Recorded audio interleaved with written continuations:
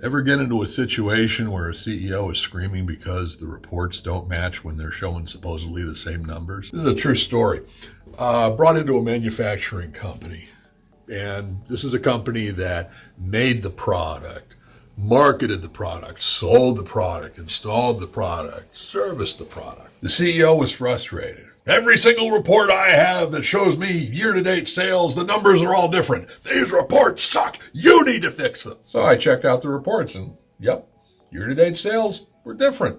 Every single report. Numbers were different. Dollars were different. So, I had to go out and do some talking. So first, I head over to the CFO. The sale hits our books and reports when the product is fully installed. Then I went over and talked to the sales manager. As soon as the customer signs the bottom line, shows up on our report, talk to the director of manufacturing. As soon as we finish manufacturing the product and we've shipped it, shows up as a sale on our reports. My favorite, though, was the advertising director. We show it based on the date that the marketing was run that brought the customer to us. 4 different silos within the organization. Each one of them had different definitions of what the sold date should be counted as. And this doesn't even count how the money was counted in terms of deposits, adjustments to contracts, cancellations.